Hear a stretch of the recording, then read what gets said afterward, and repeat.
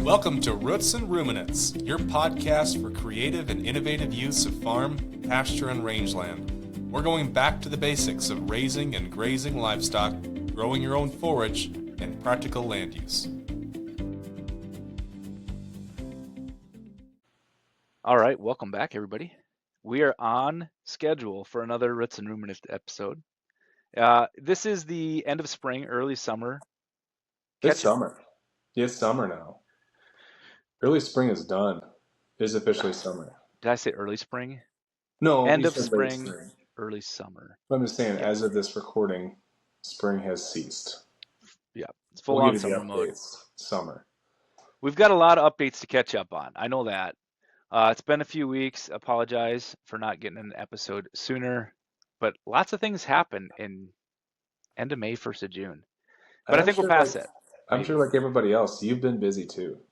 Like it's been busy. Yeah. There's been not only a lot of like normal busyness, but I think a lot of people are facing extra challenges, like shuffling cows around in a drought, or trying to figure things out. Seems like it's been a long spring. Yeah, I agree. I think as far as like the planting stuff and the spraying of those crops, we're maybe kind of nearing the end of crop management stuff though. For crop number one. Yeah. For crop number one. Crop number one is coming off, actually. Yeah. We need to touch on that.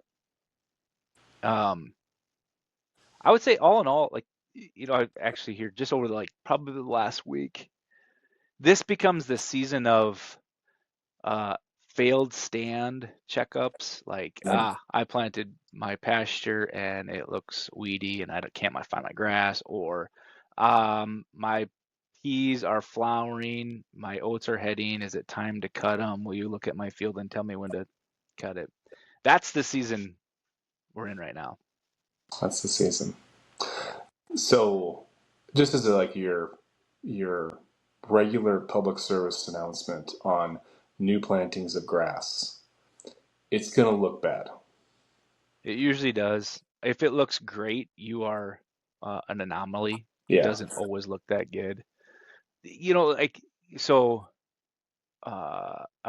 great rule of thumb is anything that has a longer life has a slower establishment. So actually, this morning I was looking at it was like a combination native grass pasture mix with some introduced grasses in there, with like a half a bushel of oats, and you can see the oats coming up fine. And then you really do have to get on your hands and knees and look for the hairs of the perennial grasses if you're going to find them. And so people, they see the oats and they think that's the only thing growing. And if you're not used to going and looking for those grasses, you really probably can't. So looked at that. It's like the fable of the tortoise and the hare, Ooh. Why? You see a lot of hares. Well, because like the weeds come up so faster, right? So an annual has to get up and go, puts all it into vegetative growth and seed production, and a perennial puts it all into roots. Yes. For a long time. So you're not seeing the work that they're doing. And I go back to just two extremely similar species, perennial ryegrass, annual ryegrass, right? One germinates and comes out of the ground, annual ryegrass, in 4 to 6 days, fast as anything. The other one takes 2 to 3 weeks to even get out of the ground. Annual ryegrass looks great, dies when the fall. It's done. The other one's still there. Next year, you're going to see it come. Yep. There was, I've told this quite a few times. I don't know if I've told the podcast, but up on Highway 28 here, when we did the pasture seeding, it's been 6-7 years now. Hopefully no one has kids and gets into the 6-7 reference. But it was literally 6 or 7 That's not years even a thing anymore, is it? It still is. I think it's hanging around. No, I just keep punishing my kids with it. I think that's where it's gone.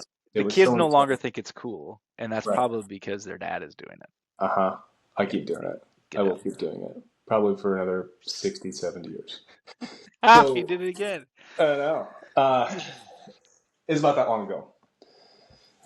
And the first year we planted it, it looked like, and it's on the highway, right? So everybody sees this.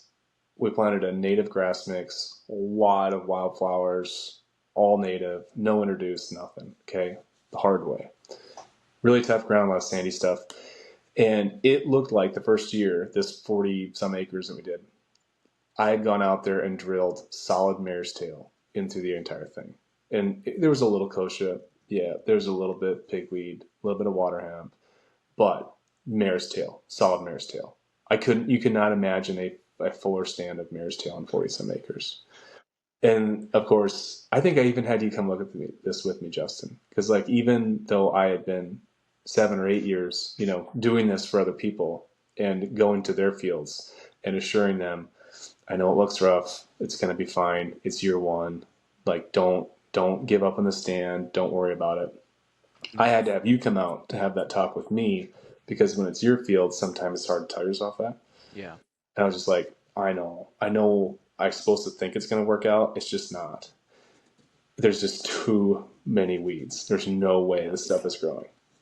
Second year, similar, but you can start to see a little progress. Third year, pretty well cleaned up. Fourth year, clean as a whistle.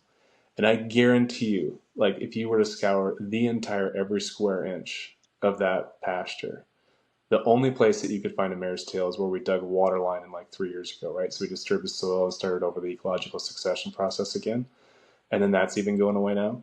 But there has to be like 5 million mare's tail seeds per acre, still active, still alive, still viable in that soil, and nothing emerges. Nothing. Yeah. Yeah. We've never sprayed it. I don't think I've ever spot sprayed it. Like I probably chop 4 or 5 bull thistles out there a year. Yeah. Is all I do. And it is the most pristine stand of native grass and forbs that you can find. Huh. So like they go away. It's amazing how something that's that persistent in the neighboring soybean field that was endemic, like just epidemic level stuff. Yeah. Yeah. Just disappears. Yeah.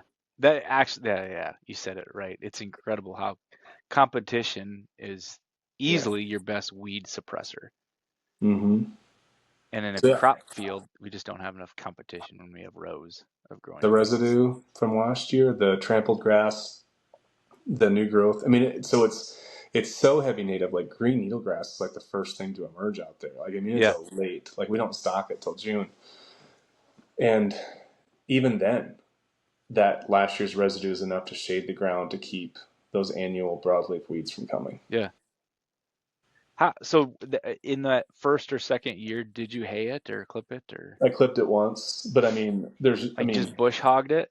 Yeah, like disc vine maybe 14 inches high, kind of like up on road grit. Yeah, I did, but there's like and I'm sure that made a dent in some of the seed production, but there's no way. Like I might have got 80% of it, and there was still 10,000. If I had to do a stand count on how much mare's tail was out there compared to like other things I'm familiar with, I would say it's somewhere in the 250 to 500,000 plants per acre. Stand count of mare's tail. So like if I got 80% of it, I still had 50 to 80,000 plants putting seed out.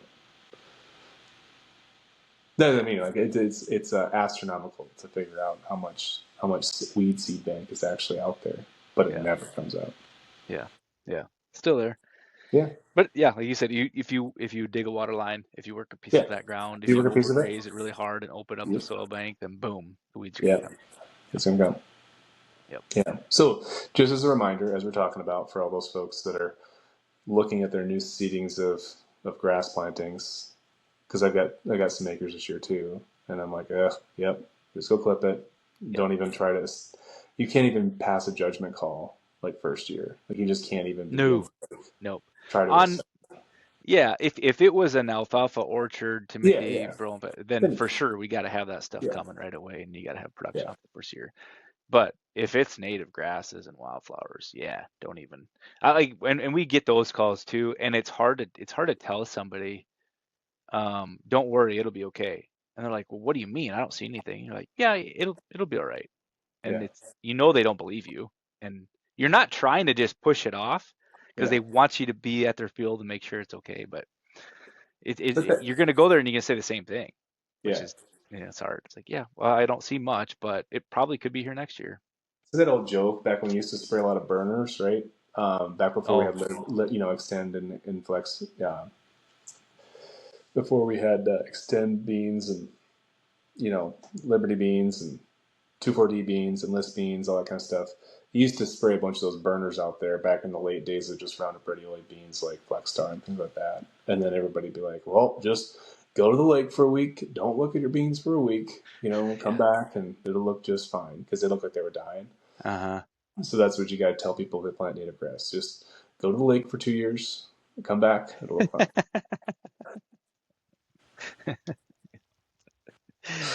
Yep. Yep. So anyway, that's that. That's perennial grasses and grass perennial stands. grasses. Yeah. But there's also a lot of these annual forages are starting to ripen. Like you're seeing, we're past the rye and the winter triticale, any of the fall winter annuals. We're past the harvest of that here by a few weeks now. But yeah, a lot of the oats are starting to shoot seed heads, and the peas do have blooms or pods on them. So I think people are starting to make a plan for that and looking for options to come back into those fields with something that it seems like something to hay or / graze on those acres, like a fall grazing mix. But well, hay turned into a pretty good crop in a quick hurry, didn't it? yeah, okay, so I've heard various reports and I've looked at hay like auction reports, and the range is huge. Like I think out west, like we're talking really expensive hay, but I don't think it's quite that high in eastern South Dakota yet. No, southern South Dakota, southern eastern, southeastern. I mean, if you want to use Rock Valley as a reference, or it's come down a little bit, but yeah, there was $300 to $300 hay traded, for a stretch there. But there was, we have that leg of old crop stuff where people got to fill in before pasture's ready and new crop stuff, right? So I think we're past that and we're getting some new crop stuff in, and it should be.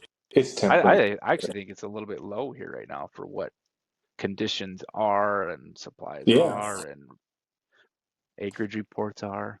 Yeah, I wouldn't be selling a bunch, and at these prices, you would think that there's probably even much more motivation or enthusiasm to keep the cow herd together, where they might pay more for hay than they ever dreamed of, to not have to start over.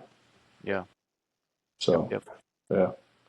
We went and got a horse, or I say horse trailer because that's what we always said growing up, livestock trailer, right? Yep. Went down to Hillsboro, Kansas. Tabor College. There's a college there. There's no hotel. College? Tabor? Tabor College, yeah. Actually, quite a few people went to Tabor. It's part of like the Mennonite Brethren, kind of private Christian college. So there's actually a fair number of people from eastern South Dakota, James River Valley that have been to Tabor over the years and went to college down there. What's the mascot? I have no idea. Yeah. Probably not a Mongol or a Cossack. So that'd be bad blood. But I don't know what it is. It's a good question.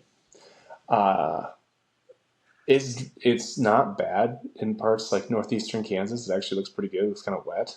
Yeah. And I still, for all the years I've been through that part of the world, I can never understand like a lot of the fallow or unplanted fields in like eastern Kansas, like if they're planting something later or what they're doing. I don't know. But anyway, but yeah, Nebraska, looks pretty dry. Southeast South Dakota was probably the worst in the whole trip, though. Southeast South Dakota is rough. Like even into Sioux Falls, it's rough. Yep. We went by a lot of pastures west of Sioux Falls, south of Mitchell, that I was just like, I hope this is on a rotation and these cows are getting moved next week, because if this is a fully stocked pasture for the year, it's done in a few weeks. Yeah. It's game over. Yep. So hope we get rain. Hope there's a backup plan. There's some rough spots.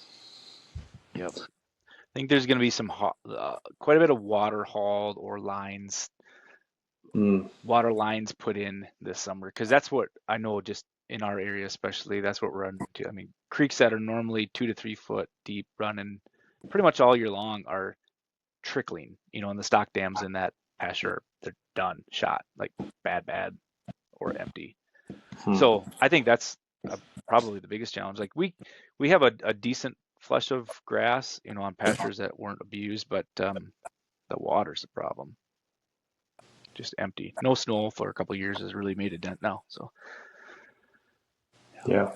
but as far as making forages, I mean, that's kind of where we're at with guys. They're all like, well, it's dry. What can I do? I just need more hay, and that does fit with what the options are as far as millet Yeah. is your option, and millet is drought tolerant and heat tolerant, and it's going to grow pretty much no matter what if you can catch a half-inch rain.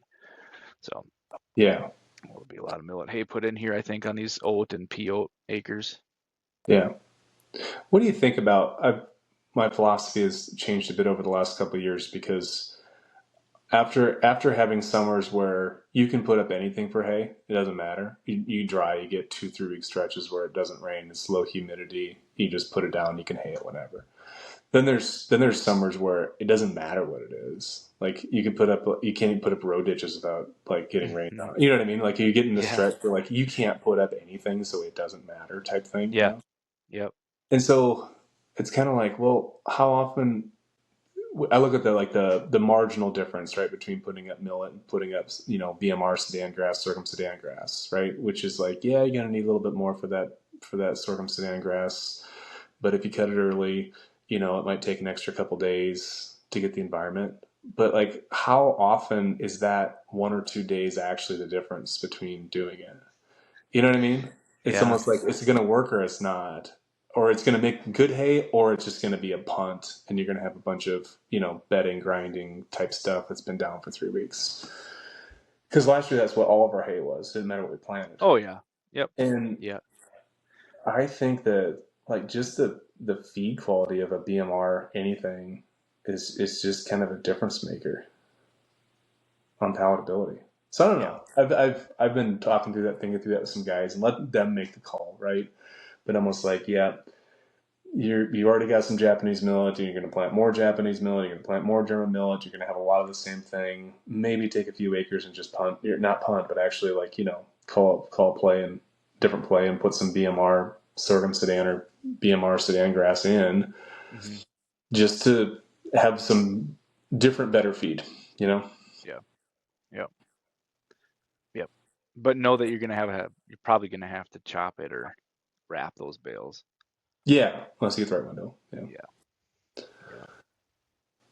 But yeah, it just seems like it's either works or it doesn't. Like you're gonna have a summer where you can put up hay and put up almost anything for hay, or you're gonna have a summer where it's just like nothing works. Yeah. Yeah. Probably It's been not. my experience the last 5 years. Either anything will work or nothing works. Yeah.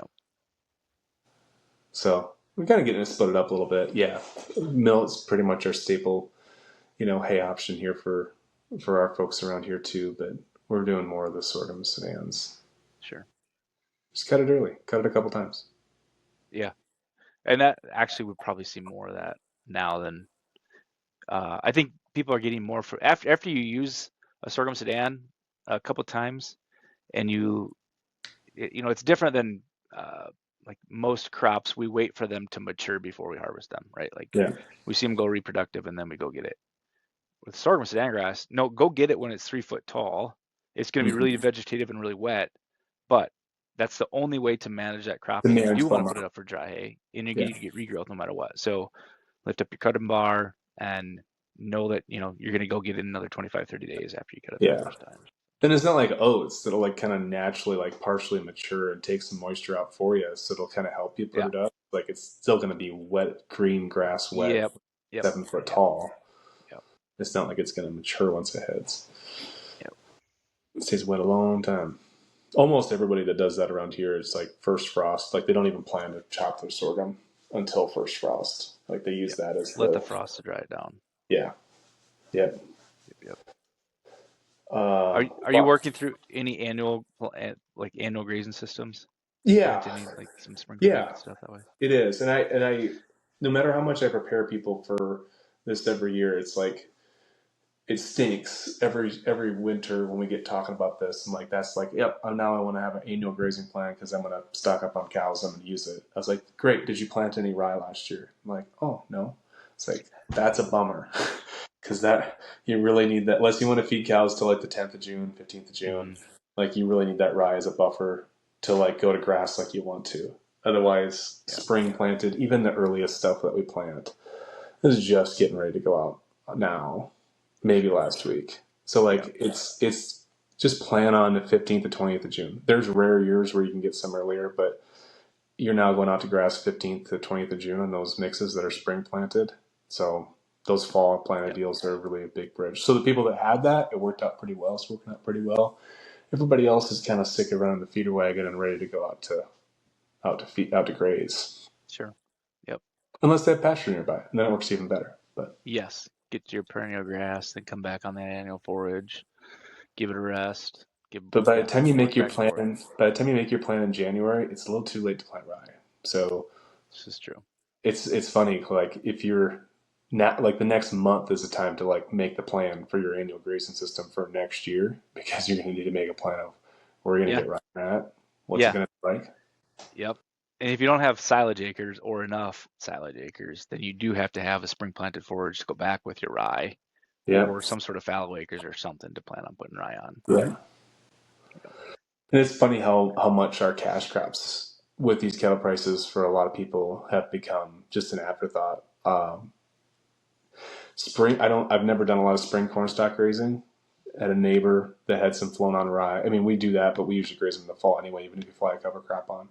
Had some flown on rye into standing corn stalks or standing corn last fall, combined.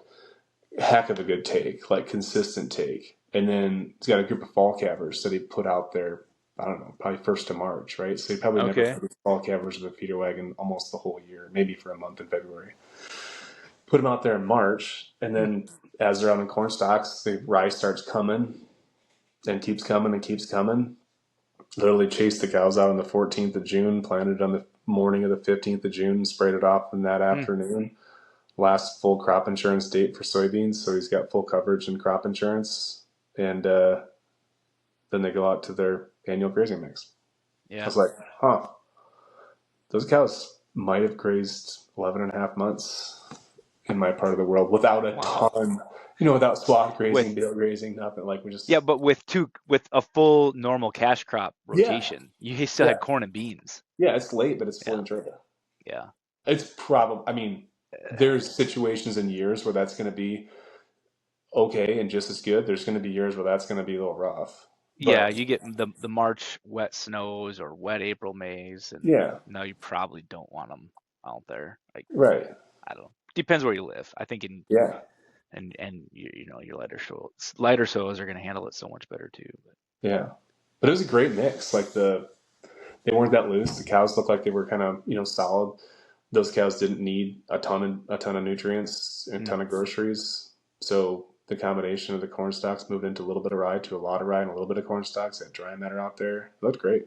Yeah, and not much residue to deal with either.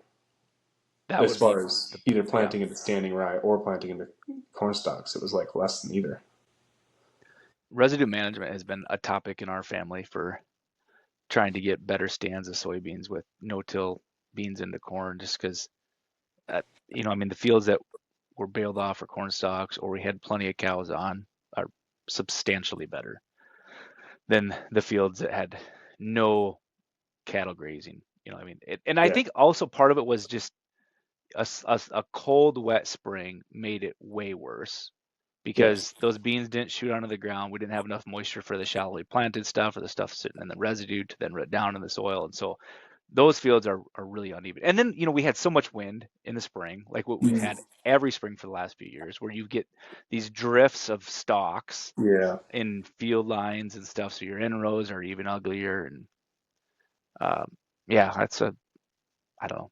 I guess we just got to continue to look at cattle as another. Yeah, well, there's an entire like little subgenre of the crop protection industry that's become residue management, right? So now it's and like you hear it advertised all the time. It's like the new thing. It's like, oh, you got to get this sprayed on your corn to like get it broke down so that you can plant beans into it. I was like, awesome. One more thing we need to buy. Yeah. Like, how about I just let the cows do it? Yeah. Yeah. That's the goal. Mm-hmm.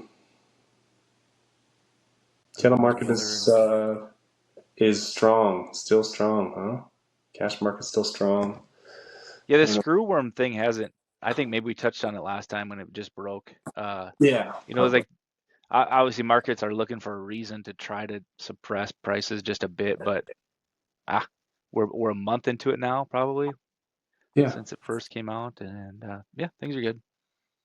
I mean, there was a major packing plant closure announcement last week, and it affected the markets for like 38 minutes. Yeah, yeah, Yeah. I do Like, think it's funny, like I think like conferences, meetings, publications, news, everybody is always hungry for another topic to talk about, something different and yeah, new. Just how many things and meetings and seminars get picked up about screw worm? It's like, all right, I yeah, read the first 2 articles. Do I really need to read the next 5, or do I yeah. really need? It's just Well, and so much of them are like, I mean, so much of the news is about what could happen, not about what did sure, happen. sure, It's interesting, like the Economist publication does like a year in review of what actually happened, like what things in the world actually happened that year, and it's so much more boring than the actual news is of the day. yeah, Because a number of things, a lot of the news and a lot of the meetings and a lot of the articles about this could happen. Then you look back like, yeah, but how many things did actually happen? You know what I mean? That actually yeah, mattered enough to, yeah. Like uh, repercussions were substantial from this happening. That yeah, it does seem rare. It's more about the scare than the actual repercussions. yeah. Like, and again, still think we have some problems here, but like the Strait of Hormuz closing, everybody's talked for 40 years. What happens if it closed? What happens if they cut off access? It's mostly been closed for like almost 6 months now. And okay, maybe the sky will fall soon, but it seems like it's not for Hmm. most anybody. Like nothing really changed. Like doomsday worst case scenario for the energy market, and it happened, and then it was kind of just fine. Okay, Yeah, well, yeah. maybe we're still gonna have a fallout here. I kind of think we actually will in this one, but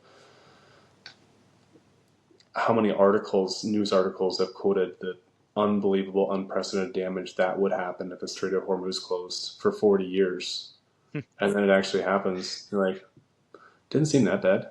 Yeah, I guess Urea's we'll keep down. going. Urea's down to the yearly lows. I booked some like 480 urea for fall. It's like Really? half I of didn't what know it that at was. all. Yeah, Okay. it's just dropped. Yeah, it just we had enough the whole time. I guess I don't know. Nobody knows. But it's the yearly lows already. Huh. It was last week, like before the I didn't piece, realize the that at thing all. was opened up, before tankers are coming out. Yep. I don't know. Maybe everything is noise. A lot of it is. For sure, for sure. Yep. So I think the other thing that's happening now is like we're talking about like, with crop changes here, and along with that comes like pastures starting to mature with our cool season Yeah, dominated pastures and rotating through those, and calf health now with flies coming. Uh, Last year was a major pink eye problem. yeah, Maybe we talked about it this year. It seemed like everybody fought pink eye last year.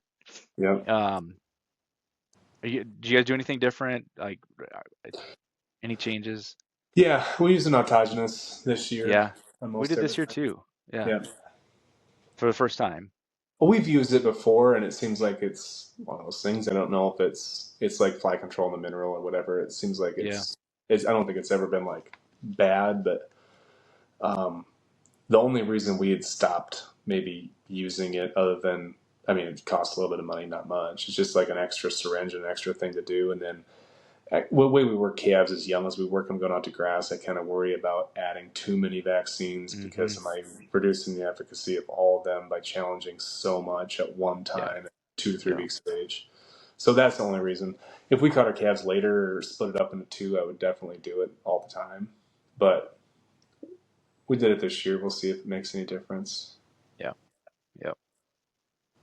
I see this like just already. There's just you get like the light watering of eyes right now on those young calves, and I don't know, it makes you a little nervous, but hopefully that's all it is right away. Yeah. That's all it, it doesn't turn into pink eye. But Yeah. anything new with fly control?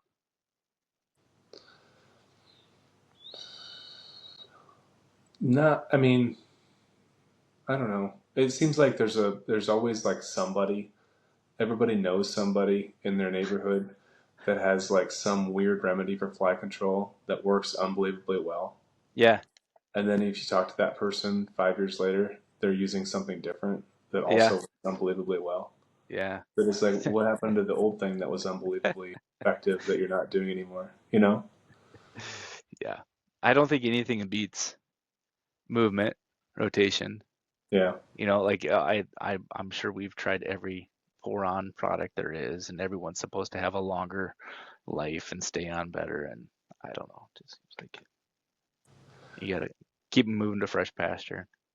I always wanted to like sell packages of cowbirds, There you go. like little hatchling cowbirds, like just ready to fly. You know how like you can order like the wingless wasps that are around in your feed yard, Yeah. like Or the order beetles for leafy yeah spurge. for the praying mantis for your orchard, or You can buy worms for your fields. yeah, like why You can't should you buy a buy? cowbird. You can buy baby if you don't want more pheasants, you can buy a whole bunch of baby pheasants to raise them up. Like why not go Sounds buy like an opportunity. 1,000 cowbirds and put them out there and raise them up a little bit and let them go? You know? Well, you should figure out how many flies a cowbird actually eats. I Well, know they're I don't. different. I Do they think eat I don't know if that's flies? more than ticks, but I think it Oh, would take yeah, care probably of more ticks. Yeah, maggots and stuff, or anything like that. Probably take care of screwworm. yeah. Um, Probably that. You probably have to maybe go with flycatchers or some other birds. I feel like those are going to be harder to Well, raise. I feel like raising a bunch of swallows would be hard. yeah, but yeah. Dung beetles, I guess, would probably be the actual real answer where it would Probably. make a difference. That doesn't sound cool. Like I don't want to raise a No, bunch of dung beetles. Like I feel like my kids wouldn't help me with chores very much if they'd be like, "Did you feed the dung beetles? Like come in for supper." they Who feed fed the dung themselves. beetles? Well, no, but if you raise them in captivity to sell to other people, you'd have to feed them dung. You know what I I mean? Get suppose. a Yeah, yeah. nursery. You'd have to, Get yep, a dung beetle nursery. go pull out fresh patties from the pasture Yeah, to the dung beetle farm. yeah. You'd have I to think raise them I on think you can dirt, right? Like you couldn't, because they bury the dung. You probably have to have a pretty big footprint. Well, you'd want to like. That's when you'd want to get involved. Is once the dung. I'm assuming the eggs are in the dung. You'd want the dung balls, and then Yeah. you hatch them in an incubator. No, The you don't need an smelliest incubator. incubator of all time. Well, I You guess need if you're going to have climate year-round control at some production. point. Yeah, Yeah. yeah, year Yeah. round. You got to be ready to stock when they're ready to go to grass. It's just a greenhouse. Actually, And and that would probably go along with it. If you had a greenhouse full of dung beetles yeah, and you're pulling the dung balls to sell the larvae or the eggs. yeah. Then you wouldn't have to mess with any of it. You just sell the dung balls. Yeah. That'd be cool. If you could get into a business where people literally bought pieces of shit for you for money, like that would be like the ultimate salesman. Wait, You know I think a lot of people buy shit. what I mean? I mean, think about all the like hog manure, dairy manure, Yeah, compost. that's true. That's true. But like in a nice This is package, a like a business. premium, like a really, really expensive piece. You know. Yeah, a Yeah. premium ball with beetles, What was beetle that stuff? larvae. What was the stuff that you sold years ago that I was like kind of giddy that I sold one time? Milorganite. Mycorrhizal fungi. No, Oh, Milorganite. Remember Milorganite? Milorganite is human compost. Human. Yeah, it's from, Yeah, yeah, yep, Wisconsin, like sewer treatment yeah, plant. They take off solids on it, and they somehow, it was like a little, not a pellet, but yeah. flake particle. I always thought that would be like a great like sales training, like say tell someone to a sales training conference, and like, oh, sell this pen. It's like anybody can sell a pen. People, you need pens. You know what I mean? You need to sell human shit. Like you need to figure out how to do it. Like when I did that, I should have retired like 8 years ago. The first time that happened, I'm like, and okay. And the reason we sold it is because Steady. it's a fertilizer value, and we use it as an extender for like a really low volume seeding deal, right? Remember that? Build up a, yeah, yeah. People use Didn't want to crack use ore. silicon beans. Yep, Silicon beads are just like putting plastic on your ground, so like didn't want to do that. So like Milorganite it was. Milorganite, that fit the bill. The human poo. Anyway, I kind of want cowbirds. I feel like cowbirds would be kind of a fun thing to raise. I don't think dung beetles would be as fun, but I'm not exactly sure if they eat flies. Might just be more maggots and stuff, which is really what you got to do. Well, it starts there, I guess. If you had a high enough cowbird to cow ratio, I think you could really do some damage on pests. What is the predator of a cowbird? Like, why aren't there more? You think Well, they're hawk? terrible mothers. They're terrible Oh, mothers. that's right. Yeah, we Don't they talked leave them about or this something like that? before. Yeah. Yeah, Okay. they're All right. parasitic mothers. They don't build their own nests. They're too lazy. So they just lay them in like meadowlarks and warblers and stuff nests. So if like And then those ones take care of it. yeah, if you They'll like hatch it. select it, yeah, they'll hatch it, Yeah. and they just don't Yeah. even know. They don't like just see a cowbird emerge from a nest of meadowlarks. Mm-hmm. Yep. So I feel like if they were better mothers, that might help them reproduce. It would help them. Need some maternal traits bred into the cowbirds first. Yeah, you can breed your own strains. They would be hard to raise. So then if you're going to raise cowbirds in captivity, you'd have to have like some robins or something as surrogates to take care of them. Yeah, I don't know if that'd be legal. Can you keep songbirds in captivity? I don't know if cowbirds are songbirds or not. Sparrows. Yeah. Well, but if you had incubators, you'd be all right. Starlings. Oh man, that's got to be one of the worst birds. You could Starlings. find a use for starlings. That'd be helpful. Talking about pests, I was cleaning lots here over the weekend, and we like the bunk line that you start to accumulate hay and silage and stuff, and I started to scrape that and realized I have a rat problem. They had tunnels under there, but the reason why is I had a line of like oat straw bales. Yeah. And rats and mice are the worst with oat hay or oat straw bales. Stuff. Yeah. And I knew they were in there, but then they had moved up into that bunk line there. When you see rats running, you know you have a rat problem. And I saw probably, I don't know, 15, 20 of them. Not cool. So we got the poison out. I've got a hog barn that's overrun with them too, despite poisoning, despite every like unique trick of like try putting Coke out there, and try putting liquid, fly poison in the Coke, and all that. Yeah.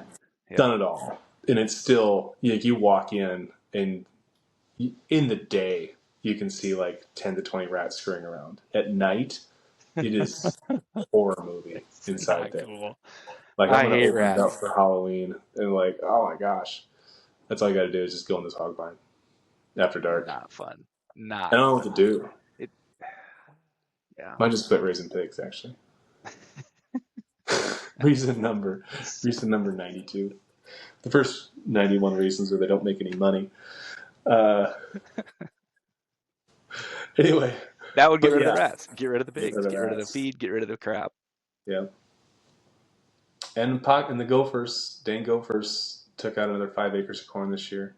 Like they're a cabin pasture right next to the cornfield. They just decimate the corn. They just striped gophers. No, it's the other ground squirrels. Ground squirrels. Yeah. I always thought those were the same, striped and ground squirrels. No, like flicker tails. Flicker tails are different. Flicker tails are different. That's not the official name. I don't know what the official name is. I just know we used to have flicker tails, and they really didn't bother anything. They're nice. Mm-hmm. The other ones, the ones that look like miniature prairie dogs but are not prairie dogs. Yep. Those are bad. Yeah, they're thick. I actually do think that we have more cottontail rabbits than I've ever seen in my life, and more jackrabbits. And I do think a drier weather pattern promotes them because there's way less parasites. It must be dry. Because I saw a jackrabbit in our yard last week, like by the house. Coming back. Like, that hasn't happened in a long time. Yep. Well, summer is on to rotating pastures and fencing. Checking pests. Check for pests. Fly control. Get some fly control. And rat control. And I think I'd rather try to control like the rat or the flies than rats. Rats are hard. Well, I don't think it's a good time to poison rats either because like the fall and the winter is the best time. They start storing up their little nests and stuff. But right now they've got all the food in the world they want to eat, and I just don't know if they're going to poison very well. But no. So I have to get a dog. I have to get a rat terrier. We used to have a rat terrier, and that thing was vicious against him. And he would, like it's one snap, he'd catch it and whip it and dead.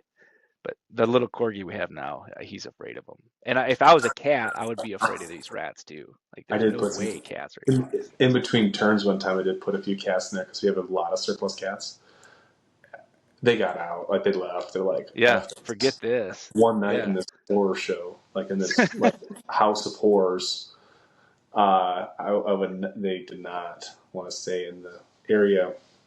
I put a little water out for them, and then in a pan, and they had unlimited amount of food. No, not where they wanted to be. No. Sounds bad.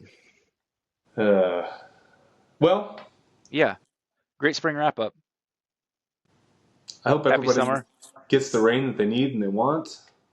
Yep. Hope everybody gets the feed put up that they want. Hope everybody's pastures last till 1st of December. Wow, that was nice of you. Thanks, Jared. Cheers. All right. Thanks for listening, everybody. We'll be back with another episode, probably around the celebration of the 250th. Oh, yeah. Don't you think? Yeah. If you're interested in us doing a live show on the 4th, no, I'm just kidding. We're not going to do a live show on the 4th of July. We're going to take that day off. But make claims like that, we're probably going to make it happen.